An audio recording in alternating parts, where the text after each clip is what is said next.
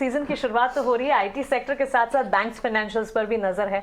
और निकुंज, आपने axis bank के मैनेजमेंट एमडी सीईओ से बातचीत की। बातचीत में खासतौर से पूंजी जुटाने को लेकर, फंड रेजिंग को लेकर इस वक्त कोई सेंटिमेंट्स नहीं बनते दिखे, लेकिन इनका ये भी कहना था कि अगले साल क्रेडिट ग्रोथ 13 to 14% की रेंज में रहेगी।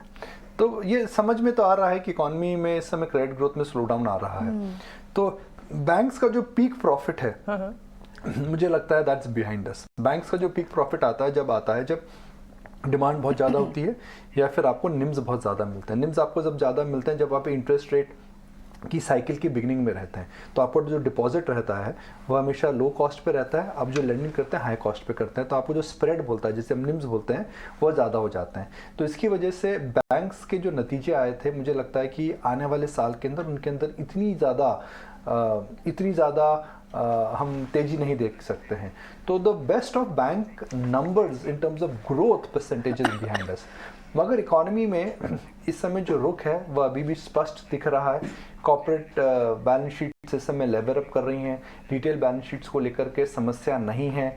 कुछ स्लोडाउन ज़रूर हम देख रहे हैं, मगर वो स्लोडाउन इतना ज़्यादा नहीं है कि जिसकी वजह से मुझे लगता है कि हमें कोई बड़ी अभी चिंता या शंका या फिर एनपीए की कंसर्न्स आनी चाहिए। तो बैंक्स के अंदर जो एक तरफा मूव आया था वो खत्म हो चुका है। जो छोटे बैंक्स में एक प्रकार की दिवाली और क्रिसमस की फीलिंग आ चुकी थी, वो मुझे लगता है खत्म हो चुकी है। मुझे लगता है बड़े बैंक्स पे नज़र रखिए। अगर इंटरेस्ट रेट्स यहाँ पर पीक हो जाएंगी तो मुझे लगता है कि एनबीएफसीज भी वापस आ जाएंगे। बिल्कुल निकुंज, ये एक्सक्लूसिव इंटरैक्शन जो है, जब बैंक्स बढ़ रहे हैं, आप मार्केट की रिकवरी को भी नोटिस करवा रहे हैं, आप कह भी रहे हैं कि मार्केट थोड़ा ठीक है, अर्निंग्स पे ज़्यादा ध्यान रखें, लेकिन ये बिटकॉइन क्यों बढ़ रहा है? सर बिटकॉइन तो हेज है, गोल्ड और बिटकॉइन तो। ये तो बहुत अच्छा सवाल है, मगर मेरे पास सीधा जवाब नहीं है डिप्पी इसका। हम मैथमेटिकली कई बार लॉजिक और कोरिलेशंस को कनेक्ट करके एक ट्रेंड समझना चाहते हैं, मगर इतना सिंपल नहीं होता है।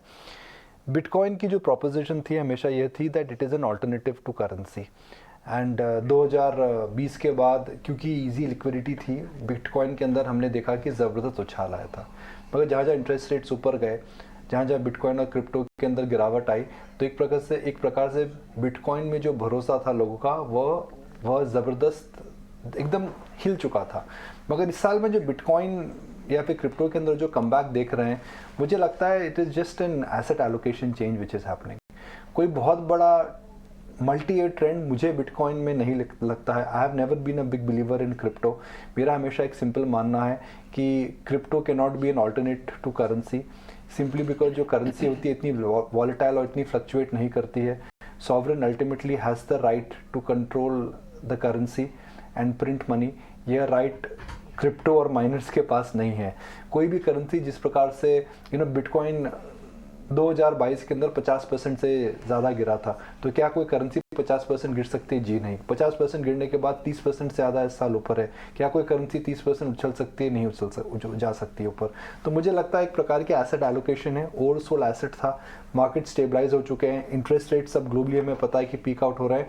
तो ये हेज फंड एक्टिविटी है, ग्लोबल एसेट एलोकेशन है, उससे ज़्यादा मुझे तो नहीं लगता है कि ऐसा कोई बहुत ब्रेक थ्रू मूवमेंट है क्रिप्टो या बिटकॉइन के लिए।